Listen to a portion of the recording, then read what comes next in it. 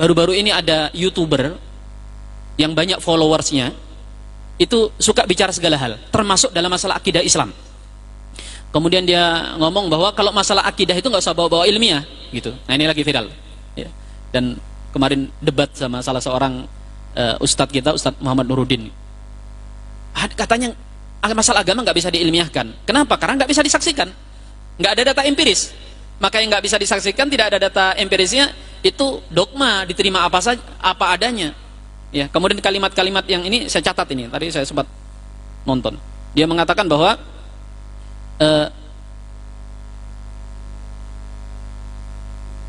kalau semesta ini, kan orang Islam selalu mengatakan begini, Allah memang tidak bisa dilihat, Allah memang tidak bisa diraba, dirasakan, tapi Allah bisa dilihat dari ciptaannya, yaitu alam semesta. Ya kan gitu kalau dalil dalam ilmu akidah, Pak. Terus dia ngomong gini, oke, kalau alam semesta ini menjadi dalil keberadaan Allah, berarti kalau alam semesta ini tidak ada, Allah tidak ada. Lihat, cacat logika, Pak. Tapi orang-orang yang nggak ngerti ilmu mantik akan, iya juga ya, alam ada, bukti Allah ada. Alam tidak ada, bukti Allah atau Tuhan tidak ada. Padahal ini cacat logika, hadirin. Siapa yang belajar ilmu mantik akan tahu Kak bagaimana cacatnya kalimat ini. Seperti cacat misalnya begini. Ada gambar harimau. Gambar harimau. Ini harimau. Nah, kita langsung ngangguk kan? Oh iya harimau. Karena bukan gambar ayam. Bukan gambar dinosaurus. Ini harimau. Harimau bisa mengaum. Oh iya memang harimau mengaum, bukan berkokok. Lalu dia tunjuk, ini bisa mengaum. Kan salah jemaah. Gambar tidak bisa mengaum. Maka kita lihatlah kalimat ini cacat logika. Seperti misalnya gini. Joko pergi ke Bontang atau Sangatta. Ini premis minor ya, minornya. Kemudian mayornya, Joko tidak ada di Bontang. Kemudian konklusinya, kesimpulannya, dia simpulkan begini, berarti Joko ada di Sangatta. Benar nggak kesimpulan seperti itu, Pak? Ya fatal lah salahnya kan. Kelihatannya logis. Joko pergi ke Sangatta atau ke Bontang. Si Joko tidak ada di Bontang, berarti di mana? Disimpulkan di Sangatta. Ya nggak bisa begitu. Bisa jadi si Joko mampir di tanah datar, atau dia nggak jadi berangkat kan gitu ya, di Samarinda gitu kan, ngapain pergi ke sana juga gitu. Lihat hadirin dimuliakan, logika cacat seperti ini dia mainkan tuh. Kemarin di debat itu dia mengatakan begini, mungkin Ustadz Nuruddin karena beliau lagi fokus dengan data-data, itu tidak sempat main di ilmu mantik. Dia ngomong gini kan, saya ada, ya kata YouTuber ini, saya ada kan, bukti saya ada gimana? Katanya gitu kan, dikatakan, oh bukti Anda ada ya kami lihat, bukti Anda terlihat. Terus bagaimana dengan membuktikan keberadaan Allah? Katanya gitu. Anda melihat saya, kemudian menyimpulkan dengan logika, dengan rasio, saya ada, baru itu kemudian ilmiah katanya. Nah, kalau Allah tidak bisa dilihat, lalu bagaimana mengilmiahkan Allah? Hadirin dimuliakan Allah Subhanahu wa taala. Ini betul kata pendebatnya mengatakan ini kias ma'al farik, kias yang tidak apple to apple, apple to Samsung gitu, atau apple to Vivo gitu kan, beda konteksnya. Hadirin dimuliakan Allah, coba sekarang kita lihat, kita kembali dulu ke ayat supaya nggak tambah bingung. Tadi ayat kan mengatakan tidakkah engkau melihat gitu ya, padahal Rasul tidak melihat. Dalam Islam jemaah, ilmu itu terbagi menjadi 3 tingkat. Terbagi menjadi 3 tingkat. Ada ilmu yakin. Ilmu yakin, ini tingkatan yang paling bawah. Ilmu itu harus kita buat yakin, Mbak. Kalau ilmu malah membuat kita ragu-ragu, itu bukan ilmu. Ya. Yakin ilmu itu, karena ilmu itu artinya diilmui, diketahui. Tapi ini tingkat yang paling bawah. Yang di atas itu ada namanya ainul yakin. Ilmu dari melihat langsung, dari pengamatan. Data empiris tadi itu. Nah, tetapi selalu kalangan orang-orang barat kalau bicara ilmu berhenti hanya di sini. Di atas itu dalam Islam ada namanya hakul yakin. Ilmu yang merupakan hakul yakin. Kalau ilmu yakin itu misalnya begini, Pak, jemaah dimuliakan Allah. Kita diinformasikan, Dek, kamu anaknya siapa? Oh, saya anaknya Pak Fulan gitu. Terus tanya ke orang, itu anaknya siapa? Anaknya Pak Fulan. Maka kita yakinlah. Wong kita tanya si anak itu anaknya Pak Fulan kan? Ngapain juga dia bohong anaknya orang? Terus ada data kedua, bahkan data ketiga mengatakan benar itu anaknya Pak Fulan. Maka itu ilmu yakin. Tapi tidak sampai ainul yakin, karena kita tidak lihat bapaknya si Fulan tersebut. Betul? Ya. Yang ainul yakin itu misalnya apa? ini bapak saya, ditunjuk, oh ini bapaknya. Nah, itu yakin Mbak, karena ada bapaknya dan bapaknya mengatakan, iya ini anak saya. Yang hakul yakin di atas itu, hadirin dimuliakan Allah, adalah apa? Adalah kita kumpul sama orang itu, tetangga kita. Ya, kita tandaka sama Ustadz Kayubi gitu kan, sama beliau dari bujangan sampai nikah, sampai punya anak, sampai akekahnya kita hadir. Ya. Kemudian ini anak saya, kita tahu itu tetangga kita. Kenapa? Hakul yakin. Nah, jemaah yang dimuliakan Allah Subhanahu wa taala, tapi banyak orang kejebak begini. Ilmu hakul yakin itu selalu harus dilihat dulu. Kalau tidak bisa dilihat, nggak bisa hakul yakin. Kita nggak mungkin hakul yakin meyakini adanya Allah kalau tidak melihat Allah. Ini cacat logika, jemaah. Nggak semua yang hakul yakin itu lewat penglihatan. Bahkan terkadang hakul yakin yang tidak dilihat lebih meyakinkan daripada yang kita lihat dengan mata kita.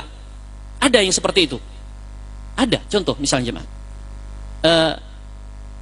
Kita hadir di suatu tempat di IKN, ya, di IKN, dan kemudian media-media memuat bahwa tanggal sekian Pak Jokowi akan pergi ke IKN, upacara, kan gitu, di sosmed, di TV, di ini, dan kemudian kita nggak ngelihat Pak Jokowi di sana, Pak, tapi semua berita memuat di sana, dan hari H Pak Presiden menghadiri upacara dan sebagainya. Saya mau nanya, Pak, yakin atau hakul yakin kalau Pak Jokowi ada di IKN pada saat itu? Ini bapak-bapak atau mas-mas sih? Mas, hakul yakin kan? Oh iya, kita nggak melihat tapi nggak mungkin lah. Atau informasinya Pak Jokowi adalah Presiden Indonesia, hakul yakin lah. Contoh ya, masih presiden ya? Udah ganti. Oh, ya ini udah ganti. Sekarang mau syukuran enggak? Terus yang ainul yakin gimana? Melihat langsung, tapi bahkan kita nggak yakin. Kita lagi duduk-duduk di warteg, lagi duduk-duduk, tiba-tiba lewat Pak Jokowi. Pak Jokowi tadi itu, kita bisa mendustakan penglihatan kita, Pak. Masa iya presiden keluyuran sendiri gitu? Tapi mirip. Bahkan kita nggak yakin dengan penglihatan kita. Bisa jadi orang bilang, padahal jelas pakai jas putih, pakai jas hitam, pakai baju putih, pakai ini ada dua bodyguardnya ngawal gitu kan. Terus orang bilang, kan itu hanya mirip-mirip aja gitu. Kita bahkan mendustakan penglihatan kita dan membenarkan yang hakul yakin yang tidak kita lihat tadi itu. Maka logika-logika seperti ini, hadirin dimuliakan Allah, yang dikeluarkan oleh para YouTuber yang kelihatannya logis tapi sebenarnya cacat logika, hadirin. Dan jangan ketipu yang kayak begitu-begitu, ya. Hadirin dimuliakan Allah Subhanahu wa taala, sekarang dia kemudian beralibi mengatakan bahwa yang dimaksud tidak pakai ilmiah itu dalam beriman itu maksudnya kita nggak boleh mengilmui tentang zatnya Allah dengan ilmu logika, katanya, dengan ilmu ilmiah. Udah terima aja apa adanya. Allah itu cukup diimani, nggak perlu dilogikakan. Loh, hadirin dimuliakan Allah, ini bahaya ini. Lalu apa bedanya kita dengan penyembah berhala? Kalau sekedar agama diyakini dengan dogma, tanpa adanya penalaran, tanpa adanya logika, apa bedanya kita dengan penyembah berhala? Dan dalam ilmu ilmu usul misalnya, saya lagi nulis, Pak. Sekarang saya lagi nulis buku tentang pengantar ilmu fikih. Karena banyak orang belajar fikih itu ngawur, nggak karu-karuan. Ada yang anti madhab lah, ada yang belajar fikih kemudian dibenturkan sama Quran dan hadis. Saksi pengantar, dan sekarang baru 200-an halaman. Yang sedang saya tulis adalah tentang taklid. Taklid kan ini jadi tema yang panas kan. Taklid itu diperbeda pendapat oleh para ulama, Pak. Taklid itu artinya menerima apapun dari seseorang ulama tanpa tahu dalilnya. Kalau untuk urusan furu' cabang agama, masalah-masalah yang pelik, yang sulit-sulit, mayoritas ulama membolehkan taklid. Apalagi kepada ulama madhab. Kita ngikuti kunut, tapi tidak tahu dalilnya kunut, boleh. Karena itu susah untuk harus memahami itu. Tetapi tahukah kita jemaah, ulama sepakat tidak boleh taklid dalam masalah urusan akidah. Nggak boleh taklid akan keberadaan Allah. Kamu yakin nggak adanya Allah? Yakin. Apa dalilnya? Nggak perlu dalil. Yang penting aku yakin aja. Kata guruku, ada Allah sudah ada. Nggak boleh jemaah. Mayoritas ulama, bahkan ijma ulama mengatakan masalah-masalah usul akidah harus dibangun di atas dalil, baik dalil naqli maupun dalil akli. Maka nggak boleh kita percaya kepadanya Allah. Karena apa? Karena bapak saya mengatakan Allah ada. Seperti keimanannya musyrikin Mekah, seperti keimanan orang-orang Yahudi atau keimanan orang-orang Nasrani tentang konsep ketuhanan mereka. Udah kata pendeta kita begini, udah begini. Dan ini kan dicela. Makanya kemudian para ulama membawakan dalil-dalil tidak bolehnya taklid dalam masalah usul akidah. Misalnya apa? Afala ta'qilun? Tidakkah kalian berpikir? Tidakkah kalian menggunakan akal kalian? Afala tatafakkarun? Tidakkah kalian mau merenungkan? Bahkan dalam surah Al-A'raf ayat 179, Allah bahkan keras mengatakan orang-orang yang tidak menggunakan akalnya. Lahum qulubun, gimana Ustaz? Lahum qulubun la yafqahuna biha. Mereka punya hati tapi tidak mau menggunakan hatinya. Ulaika kal an'am bal hum adall.